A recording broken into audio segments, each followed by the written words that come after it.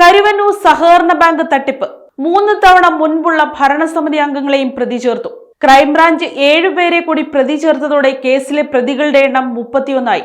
ED 324 കോടിയുടെ കള്ളപ്പണ ഇടപാട് കണ്ടെത്തി. കരുവന്നൂർ സഹകരണ ബാങ്ക് തട്ടിപ്പ് കേസിൽ ക്രൈംബ്രാഞ്ച് 3 തവണ മുമ്പുള്ള ഭരണസമിതിയിലെ ജീവിച്ചിരിപ്പുള്ള 7 പേരെ കൂടി പ്രതി ചേർത്തു. ഇവരെല്ലാവരും 80 വയസ്സിന് മുകളിലുള്ളവരാണ്. ഇവരുടെ കാലത്താണ് തട്ടിപ്പ് ആരംഭിച്ചതെന്ന് അന്വേഷണത്തിൽ കണ്ടെത്തി.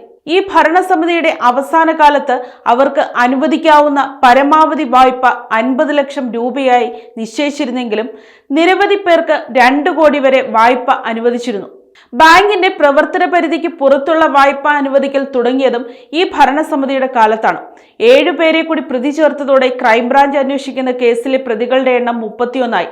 ബാങ്കിന്റെ സെക്രട്ടറി ആയിരുന്ന TR സനൽകുമാർ, മാനേജരായിരുന്ന ബിജു കരീം, ബിജുവിന്റെ ഭാര്യ, ചീഫ് അക്കൗണ്ടന്റ് ആയിരുന്ന CK ജിൻസ്, ജിൻസിന്റെ ഭാര്യ എന്നിവരാണ് ഭരണസമിതി അംഗങ്ങളല്ലാത്ത പ്രതികൾ.